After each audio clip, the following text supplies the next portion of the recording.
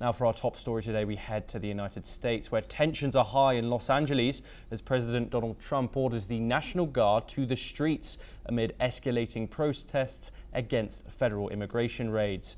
In a fiery statement, Trump warned of troops everywhere, adding, "They spit and we hit." The deployment follows days of demonstrations after ICE agents arrested dozens of migrants. Protesters clashed with federal officers in downtown Los Angeles, torching self-driving cars and blocking major highways. Tear gas and flashbangs filled the air. On Truth Social, Trump declared Los Angeles, quote, invaded by illegal aliens and criminals, calling for a federal action to, quote, liberate the city. Let's have a look at what Trump said. Well, we're going to have troops everywhere. We're not going to let this happen to our country. We're not going to let our country be torn apart like it was under Biden at this auto pen. What is this for? For sitting, Marie? As far as what I think it is, I mean, if we see danger to our country and to our citizens, we'll be very, very strong in terms of law and order. It's about law and order. Secretary, We're going to see what we need. We'll send whatever we need to make sure there's law and order. Moreover, California Governor Gavin Newsom condemned the move, calling it a serious breach of state sovereignty. He formally demanded the troops be withdrawn. Democratic governors joined in, calling the deployment an alarming abuse of power. Los Angeles Mayor Karen Bass accused the Trump administration of provoking chaos, saying, "This isn't about public safety. This is about another agenda." Mexico's President Claudia Sheinbaum condemned the U.S. raids, revealing 35 Mexicans were detained. "They are not criminals," she said. "They are honest people seeking a better life." Here is what the Mexican president said. Mexicanas y los mexicanos que viven en Estados Unidos son hombres y mujeres de bien, son hombres honestos, que se fueron a Estados Unidos a buscar una mejor vida para ellos y para aportar a sus familias. No son criminales, son hombres y mujeres de bien, honestos.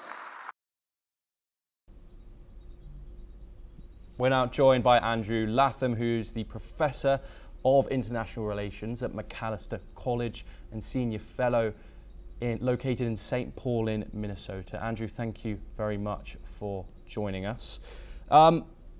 Andrew, this is all about federal versus state power, it seems. Is this a seeming constitutional crisis that's going on? And should a US president be allowed to deploy the National Guard without the state governor's consent? Well, first of all, bien sûr, je parle français, mais pas espagnol. So I didn't really get that. You know, it's federalism. There's a tension between the state and the federal government. I think in this particular instance, the federals win, to be honest. I think that, well, I'm going to leave it there for the moment.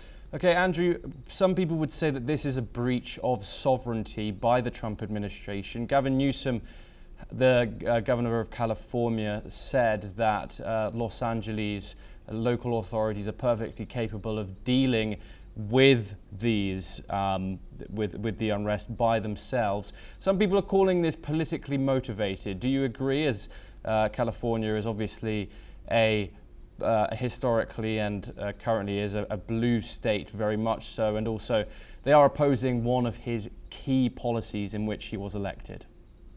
Well, this is federalism in the United States, right? The states have rights, responsibilities, and duties. The federal government has rights, responsibilities, and duties. I think in this particular instance, I don't want to be an apologist for the Trump administration, but I think they're right on this particular case. I think, well, I'm just gonna leave it there. I think they're right. Okay, well, let's focus on the actual unrest that's going on. Why is it that these protests, particularly in Los Angeles, seem to get out of hand like they do? We see cars burning. That seems to be quite a common theme when it comes to protests in the United States. Why is it that that political protests so frequently become violent? Well, that's America, isn't it?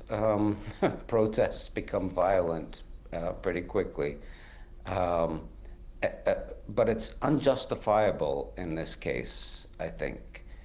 You know, in this particular case, the feds are right, and the protesters are wrong.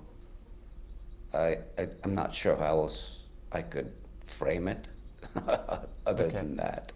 How does this kind of mirror the current American political landscape? We obviously have a Democratic governor and a Republican president. We're also seeing protesters protest against a staunch Republican policy here. Everyone knows how politicized America has become and divided politically America has become. What situation does this tell us about the current state of political stability in the United States? So, do you really think that this country has become politicized? Politically divided. I'm sorry. It's an obvious truth. This country is very polarized at the moment, and it would be nice if it were different, but it's not. And at the end of the day, though, one has to make choices. One has to make choices. And my choice is in favor of the Republican side of things. I don't consider... You guys know this about me, right? Born in England, Irish mother, totally Canadian because we immigrated. I'm a two-time immigrant. So I don't have the deep-seated things that go on in the United States. But having said that, and as a political philosopher, when I look at what's going on here, I think I'm Team Trump. Okay. On this particular issue. Thank you very much, Andrew. Scott Faulkner, are you there? Can we bring you in on this issue briefly, just to discuss this? Is Donald Trump going too far, do you think, in terms of his power? Do you think he's overstepping the mark in overruling a governor's power in the United States? Gavin Newsom did say he had this handled, and Donald Trump has stood firm and put over 2,000 federal troops into Los Angeles. Scott, what are your thoughts? Well, first of all, this is not unprecedented.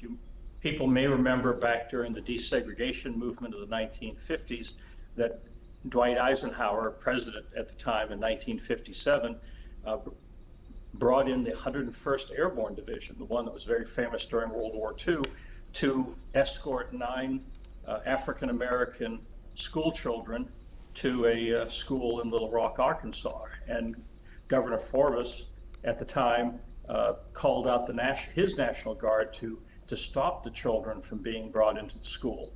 And so in this case, back in 1957, you had the federal government and the 101st Airborne Division, one of the most famous of our Army divisions, coming into a state and basically asserting federal control of that school and pushing aside the National Guard that the governor said, there's no way I'm going to let the federal government come in here. So this is not new.